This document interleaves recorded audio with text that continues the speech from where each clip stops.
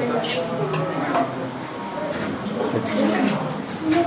గురుభ్యో నమః. పరమ పవిత్రమైన ఆత్మబంధువులందరికీ ఉదయపూర్వక నమస్కారం. ఈరోజు మార్గశిర బహుళాష్టమి. ప్రతి సంవత్సరం కూడా మార్గశిర బహుళాష్టమిని కాలభైరవాష్టమిగా, కాలభైరవ జయంతిగా జరపడం అనేది అందరికీ తెలిసినటువంటి విషయమే. ఈ యొక్క రాజమహేంద్రవరం అఖండ గోదావరి నదీ తీరాన వెలిసిన లక్ష్మీ కుబేర పురాకర్షణ భైరవ స్వామి వారి క్షేత్రంలో ఈరోజు తెల్లవారుజాము నుంచి కూడా స్వామివారికి రుద్రాభిషేకం, బిల్వార్చన, తదుపరి కాలభైరవ సహస్రనామ స్తోత్ర పారాయణ యజ్ఞం, ఇటువంటి కార్యక్రమాలు చాలా అరుదుగా జరుగుతాయి. భక్తులందరూ కూడా ఈరోజు కాలభైరవ దీక్ష స్వీకరించినటువంటి భక్తులందరూ కూడా మండల దీక్ష, అర్ధమండల దీక్ష, అలాగే 11 రోజుల దీక్ష, అష్ట పర్వదిన దీక్ష స్వీకరించినటువంటి భక్తులందరూ కూడా మన ఆంధ్రప్రదేశ్ రాష్ట్రం నుంచే కాకుండా తెలంగాణ, ఒరిస్సా, మహారాష్ట్ర, ఇలా తెలుగు మాట్లాడేటటువంటి వారు, తెలుగు తెలిసినటువంటి వారు, అలాగే కాలభైరవ తత్వాన్ని ఫాలో అవుతున్నటువంటి వారు చాలామంది ఈ రోజున ఈ యొక్క కాలభైరవ దీక్ష విరమణకు ఈ యొక్క రాజమహేంద్రవరం గోదావరి నదీ తీరానికి ఇచ్చేశారు. వారందరూ కూడా వారి స్వహస్తాలతో స్వయంగా ఈ యొక్క స్వామివారికి సంబంధించిన ప్రత్యేకమైనటువంటి ఆహుతులు సమర్పణ జరిగింది. అలాగే కాలభైరవుడు అంటే దిగంబరుడు, కాలాతీతుడు, కాలస్వరూపుడు, సమస్తమైనటువంటి కాలానికి కాలరాజు, కాల ప్రభువు, కాలాతీతుడు అయినటువంటి కాలభైరవుడు పరమేశ్వరుడు యొక్క రుద్రాంశ స్వరూపం.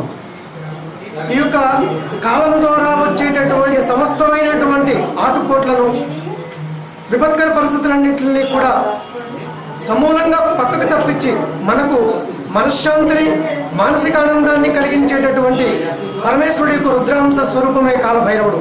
ప్రతి శివాలయంలో కూడా ఈ యొక్క ఈశ్వర స్వరూపం లింగాకారంలో ఉంటే, కేవలం రుద్రాంశ స్వరూపంలో ఉండేటటువంటి భైరవ స్వరూపాన్ని ప్రతి దేవాలయంలో కూడా క్షేత్ర పాలకుడిగా ఆరాధన చేస్తూ ఉంటాం. ఉదాహరణకు వారణాసి పట్టణానికి క్షేత్ర పాలకుడిగా కాలభైరవుడు, అలాగే అష్టాదశ శక్తి పీఠాలకు సంబంధించినటువంటి క్షేత్ర పాలకులుగా కాలభైరవుడు, అలాగే 12 జ్యోతిర్లింగాలకు, పంచారామాలకు కూడా క్షేత్ర పాలకుడుగా కాలభైరవుడు దర్శనమిస్తాడు.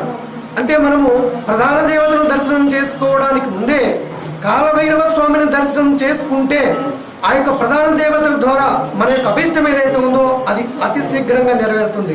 అలాగే మంత్రశాస్త్రం ప్రకారము ఎవరైతే మంత్ర ఉపాసన, మంత్ర సాధన, మంత్ర అనుష్ఠానం చేస్తున్నారో వారందరూ కూడా చాలామంది జగద్గురువులు, పీఠాధిపతులు, పండితులు, మహానుభావులు, మహర్షులు అందరూ కూడా ప్రప్రదంగా భైరవుడి యొక్క మంత్రాన్ని అనుజ్ఞ చేసి, భైరవుడి యొక్క మంత్రాన్ని ఉపాసించి భైరవ కటాక్షం పొందిన తర్వాత శైవ, శాక్తేయ, వైష్ణవ తత్సంబంధమైనటువంటి ఆరాధన చేస్తూ ఉంటారు. ఎందుకు అంటే మంత్ర సిద్ధికి కారకుడే ఈ యొక్క కాలభైరవుడు. కాలభైరవుడు ఆరాధించాలి అంటే కావలసింది కేవలం భక్తి ఉంటే సరిపోతుంది. ఆయనకి అట్టహాసాలతో కూడినటువంటి పూజల అవసరం లేదు, ధూపదీప నైవేద్యాలు కూడా అవసరం లేదు.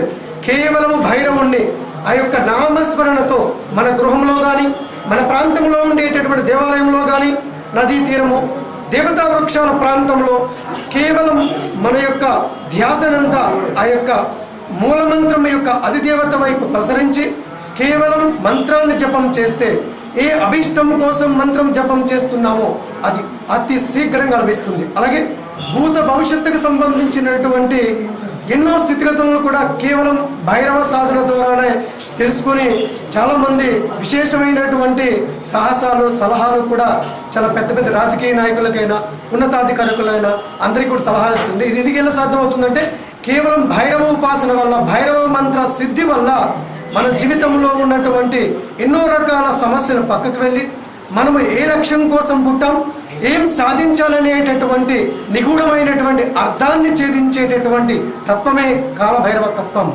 ఈ యొక్క కాలభైరవ తత్వానికి సంబంధించి చాలా చిన్న చిన్న మంత్రాలను మన యూట్యూబ్ ఛానల్ ద్వారా, అలాగే పుస్తకాల ద్వారా అందరు గురువులు కూడా వెల్లడి చేస్తూ ఉన్నారు.